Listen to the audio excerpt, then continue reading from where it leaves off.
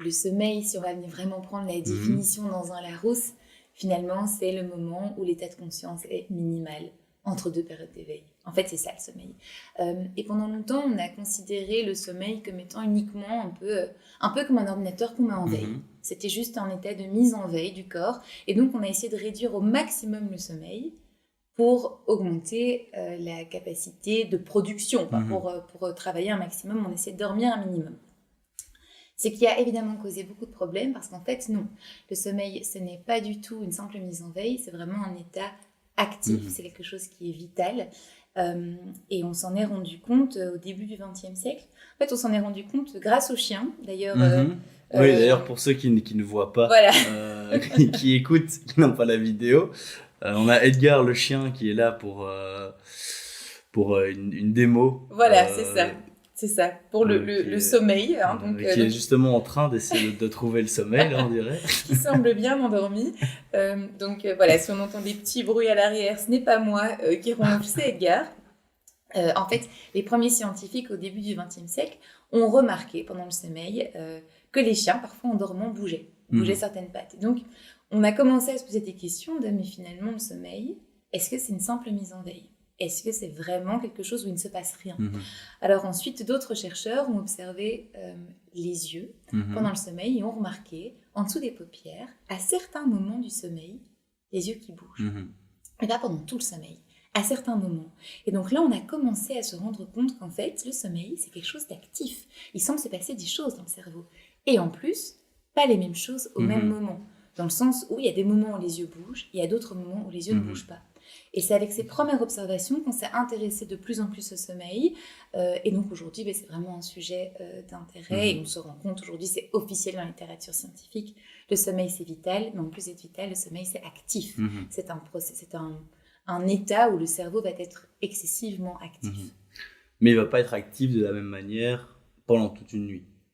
Non. On passe par des phases, c'est ça, le sommeil. Tout à fait. Parce qu'en fait, on va passer par différents stades. C'est en lien avec les observations de ces premiers scientifiques, comme je t'expliquais, avec les yeux qui bougent. Donc, les yeux ne bougent qu'une partie du sommeil, parce qu'il y a différents stades. En fait, on dit qu'une nuit de sommeil saine dure environ entre 8 et 9 heures, plus ou moins, peut-être plutôt entre 7 et 9 heures. En fait, au sein d'une même nuit, on va avoir différents cycles.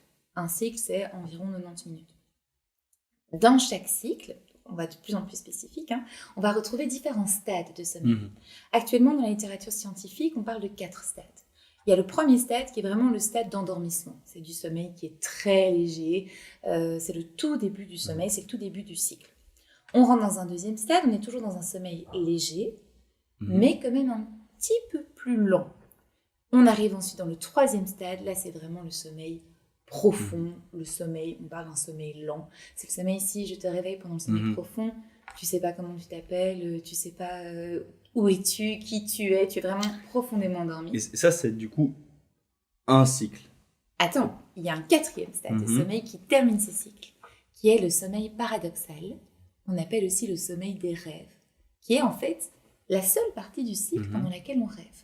Et ce sont des cycles comme ça qui se répètent. Une fois qu'on termine le sommeil paradoxal, on retourne en sommeil léger, et puis en sommeil un peu moins léger, puis en sommeil profond, et puis en sommeil paradoxal. Et ces cycles se suivent pour accomplir à la fin, après 4-6 cycles environ, on a fait toute une nuit de sommeil. Mais donc du coup, pendant une nuit, on passe plusieurs fois par ces 4 phases dans un cycle de 90 minutes. Donc on va passer on va rentrer dans les détails de ce que ça veut dire, mais on va passer pendant plusieurs fois dans un sommeil léger, dans un sommeil profond, dans un sommeil paradoxal. Et est-ce qu'il y a certains cycles où on a ces phases de manière plus intense que durant d'autres cycles, ou est-ce que c'est vraiment chaque cycle est identique pendant toute une nuit? Est-ce que tous les cycles sont identiques? Alors, dans chaque cycle, on va retrouver ces 4 stades, mais à durée différente. Donc, dans le début de la nuit, on va plutôt passer plus de temps en sommeil vraiment profond.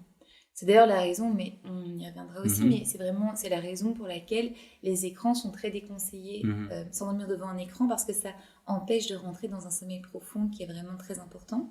La fin de nuit va plutôt être dédiée au sommeil paradoxal. Et donc, on va passer plus de temps en sommeil paradoxal en fin de nuit plus de temps en sommeil profond en début de nuit. Comment est-ce qu'on l'explique, ce sommeil léger, peut-être d'un point de vue neurologique? Qu'est-ce qu'on observe pendant comment est-ce qu'on sait qu'une personne est en sommeil? Si j'ai quelqu'un devant moi, déjà, est-ce que je sais le voir à l'œil nu? Est-ce qu'il me faut une machine? Si j'ai une machine, laquelle? Et comment est-ce que je peux détecter qu'en fait, on est dans cette phase? Alors, a priori, tu ne le verras pas à l'œil nu. Donc, c'est pas quelque chose que l'on peut vraiment... Il y a des comportements plus ou moins observables, mais c'est pas quelque chose que l'on va vraiment observer à l'œil nu. On va en fait l'observer à travers l'activité cérébrale. Donc, pour ça, on a besoin de techniques de neuroimagerie. Par exemple, l'électroencéphalogramme, on vient poser des petites électrodes sur ta tête et on va venir voir, ok, qu'en est-il de l'activité cérébrale? À quel point, si on peut le dire comme ça, le cerveau est vraiment très très actif.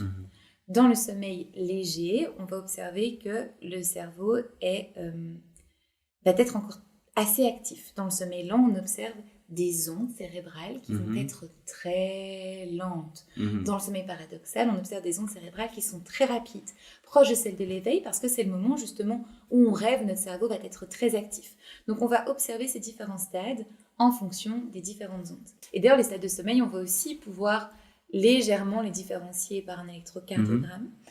Ici, c'est plutôt un électroencéphalogramme. Encéphalogramme, c'est l'encéphale, c'est le lien plutôt avec le cerveau. Donc là, on vient poser les électrodes sur la tête. C'est l'électroencéphalogramme.